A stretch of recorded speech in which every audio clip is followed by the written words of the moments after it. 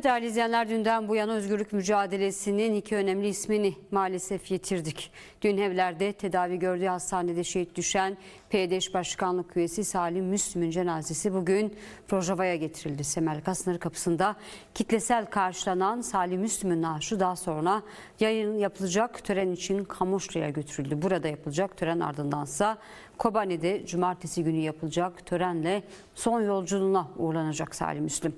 DEM Parti, DBP ve Demokratik Birlik İnisiyatifi eş genel başkanları da Kobani'deki törene katılacak. Rojava devriminin öncülerinden PYD eş başkanlık konseyi üyesi Salih Müslim, evlerde tedavi gördüğü hastanede 11 Mart akşamı şehit düştü.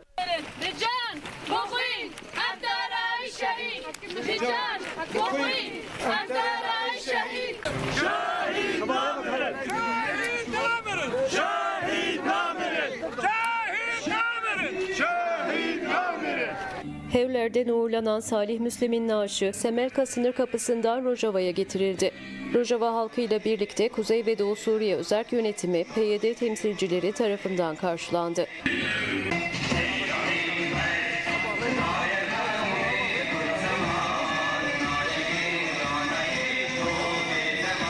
Salih Müslim anısına 1 dakikalık saygı duruşu yapıldı. PYD eş başkanı Hare Peso konuşma yaptı. Salih Müslim'in Kürt halkının haklarını elde etmesi ve koruması için çok mücadele ettiğini belirten Hare Peso, mücadelesini sürdüreceklerini vurguladı.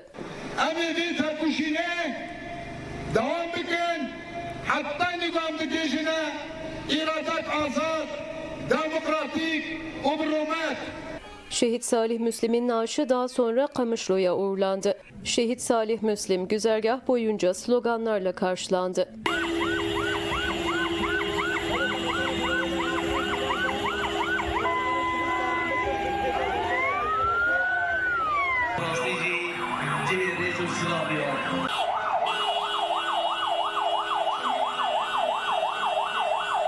Şehit Salih Müslim'in cenaze konvoyu son olarak geniş katılımlı bir törenin düzenleneceği Kamışlı'ya ulaştı.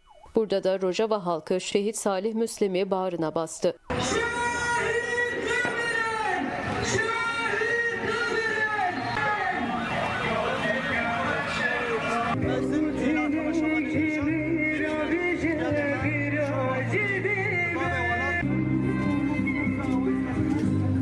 Salih Müslim için 13 Mart Cuma günü Kamışlı'da kitlesel bir cenaze töreni düzenlenecek. Törenin ardından Müslim'in naaşı Kobani'ye götürülecek. 14 Mart'ta Kobani'de Şehit Dicle Mezarlığı'nda defnedilecek.